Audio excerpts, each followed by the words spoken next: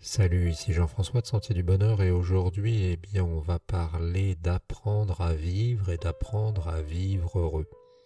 Parce que trop peu de monde le dit et je ne sais pas si tu t'en es rendu compte, mais en fait, la majorité de nos efforts pour apprendre des choses tournent autour de choses, tournent autour d'éléments qui sont utiles avant tout à la société et pas tellement à nous. J'utilise souvent cet exemple qui dit que concernant les hussards noirs de la République, c'est apparu comme par hasard après la guerre de 70 où on s'est aperçu que la France avait pris une belle dégelée à la guerre simplement parce qu'on n'avait pas des personnels qui allaient se battre, qui étaient suffisamment qualifiés. Bah oui, c'est évident, si on te dit d'aller au sud ou au nord, si tu sais pas où est le sud et le nord, si on te dit de mettre dans ton comment pourrait-on l'appeler, dans ton chariot, 36 au but et que tu ne sais pas ce que c'est que 36, tu auras des problèmes. C'est ce qui se passe actuellement en fait avec la manière dont nos sociétés fonctionnent puisque les sociétés dites développées sont de plus en plus incultes.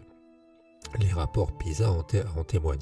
Et ce que je voulais dire simplement à travers ça, c'est que, on s'est aperçu qu'il ne faut pas se faire d'illusions. Si on veut nous former, c'est surtout pour faire de nous ou des soldats futurs ou alors des petits soldats de l'économie. Alors il ne s'agit pas de nier l'économie. Dans cette chaîne, on a assez parlé du problème économique et de l'implication de l'économie sur nos vies. L'économie est quand même un moyen de stocker des richesses, des valeurs. Quand tu travailles 15 jours de suite et que tu t'es défoncé, c'est quand même normal que tu aies une sorte de rétribution, qu'on fasse une capitalisation de ton travail pour aller par exemple en vacances ou pour profiter, te reposer. Simplement, ce qu'on dénonce ici, c'est que on est dans des systèmes qui nous apprennent des choses, mais qui ne nous apprennent pas à être heureux. Oui, on apprend à vivre, mais on n'apprend pas à être heureux. Et c'est ça qui est fondamental. C'est ça qui est fondamental, puisque c'est là qu'est l'arnaque.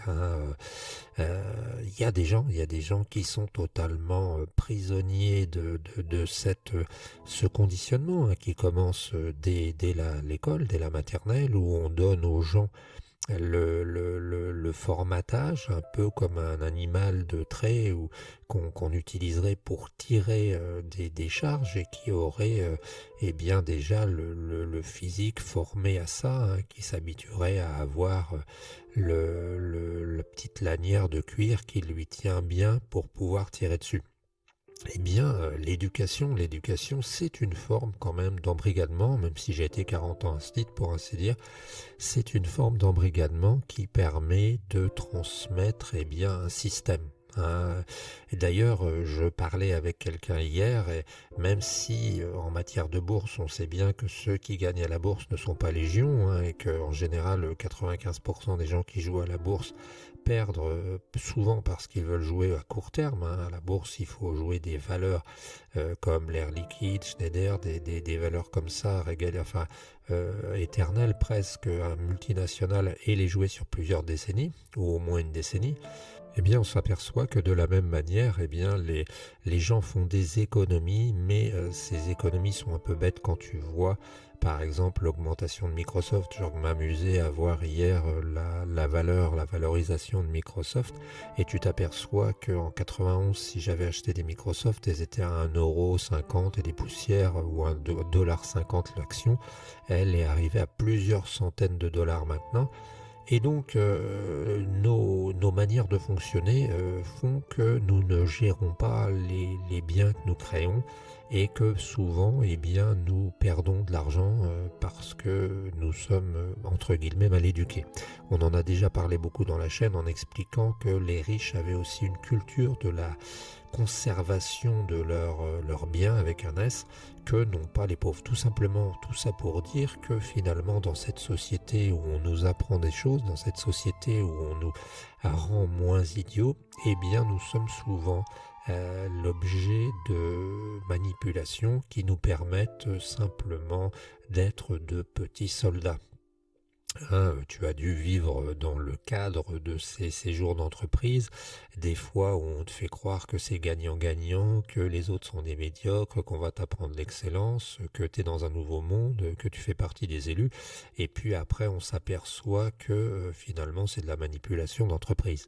Je me souviens à titre d'exemple, dans une école où j'étais il y a 20 ans, il y avait un monsieur qui avait la responsabilité dans l'entreprise de vendre les produits de la boîte et qui circulait à la surface du monde entier et qui avait l'habitude, c'était sa fierté, de revenir au travail le lundi matin, quoi qu'il arrive, même s'il était arrivé à Roissy le soir même du dimanche. Et en fait, cette personne s'est trouvée lâchée par la boîte quand elle a été vendue. Et il a passé plusieurs jours dans le noir à attendre, à essayer de comprendre ce qui se passait parce qu'il avait été complètement désavoué.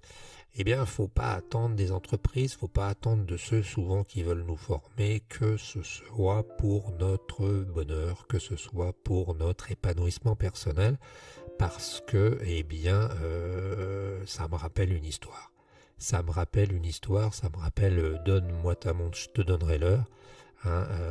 Ça me rappelle aussi un petit garçon dans une école qui était très malin et qui disait aux autres donne-moi ça tout de suite et je te le donnerai après. C'est un peu ça et simplement nous n'apprenons pas nous à vivre heureux. Alors qu'est-ce qu'il faudrait apprendre pour vivre heureux? C'est complexe et c'est un peu le piège à con. Et tu vois, c'est pas non plus, j'ai mis Platon, mais c'est pas non plus chez Platon qu'on apprend ça. C'est pas non plus chez Platon.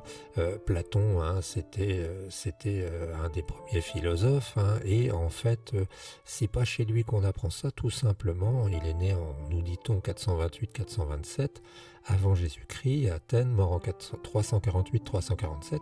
Alors on nous parle de plein de choses, sa théorie des idées, il distingue deux mondes, un monde sensible, un monde intelligible, l'allégorie de la caverne.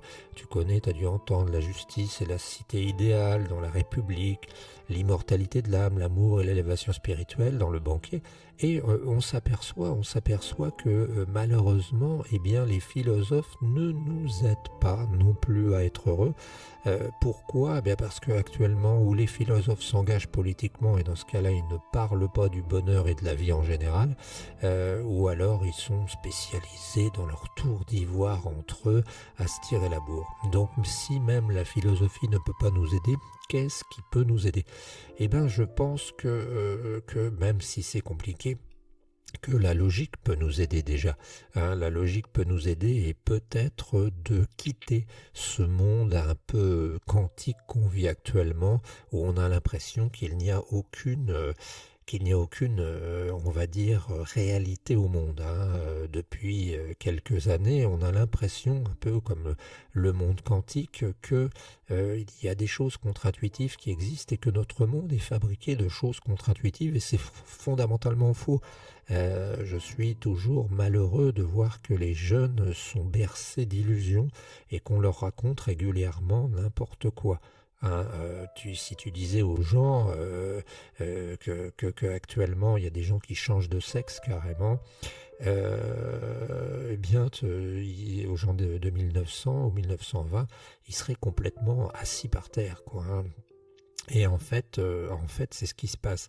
Et je dis toujours qu'une des bases de la société devrait être de montrer aux jeunes, au moins jusqu'à une quinzaine d'années, chaque année la même expérience, où on prendrait je sais pas moi, un pot ou un bout de verre, un pot, un bocal en verre sur lequel on laisserait tomber peut-être un poids assez lourd et on montrerait que ça casse. Eh bien, défiez-moi les gens, dites-moi que ça ne va pas casser si je lance le morceau d'acier ou de plomb sur le verre. Ça cassera. On pourrait lancer un œuf aussi sur une table, le laisser tomber d'un mètre et il va casser. Eh bien, il faudrait peut-être dans un premier temps faire recadrer la réalité avec le monde que nous connaissons. Les gens sont de plus en plus sur leur téléphone portable, les gens sont de plus en plus dans des mondes parallèles et il faudrait les recadrer avec la réalité. Une des choses aussi, ce serait peut-être de redonner une dimension au temps.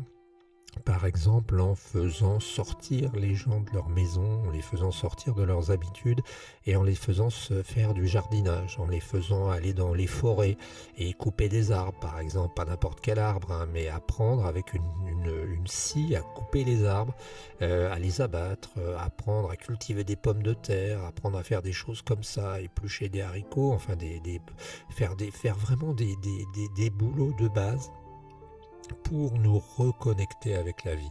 Alors bien sûr, quelqu'un que j'aime beaucoup, Pierre Rabhi par exemple, parlait de nous reconnecter avec la vie, avec la sobriété heureuse, parlait de nous impliquer dans la nature. Alors dans un monde tel qu'il est créé actuellement, où peut-être 70% des gens deviennent urbains, j'ai peur qu'on n'y arrive pas. Mais si nous avions déjà, commencé à vouloir bouger, c'est déjà bouger, si nous avions déjà cette conscience que il y a des gens qui ont un intérêt évident à nous maintenir dans, on va dire, le malaise, une sorte de malaise, de mal-être, eh bien nous comprendrions beaucoup et nous chercherions à aller vers l'avant. C'est un peu comme quelqu'un qui en a marre de peser 100 kilos, eh bien s'il commence à prendre des mesures, même des mesurettes, il est déjà à moitié sauvé. Le problème, c'est que les gens sont complètement coincés dans cette affaire, dans cette société dans laquelle nous vivons, qui est une société qui vit avant tout pour elle-même. Et je ne sais pas si tu vas remarquer, je me suis fait cette remarque-là en voyant la manière, en étudiant la manière avec Jean Darchy, entre autres. Tu peux écouter ce que disait Jean Darchy, tu vas sur Internet, tu fais Jean Darchy, J-E-A-N, espace D-A-R-C-H-I-S sur YouTube et tu verras, tu as 40 minutes où il parle de la vie à la ferme avant et on s'aperçoit qu'avant les gens étaient beaucoup moins sensibles à tout ce qui est finalement un peu superficiel, alors je vais pas dire la propreté mais l'ordre, etc. Quand tu rentrais dans les fermes c'était un joyeux bordel, mais les gens vivaient bien et vivaient bien dans leur tête souvent, alors que maintenant eh bien on est habitué dans cette société à être tellement chapeauté, tellement entouré que le moindre petit détail fait que nous avons besoin d'être encore plus dans la société.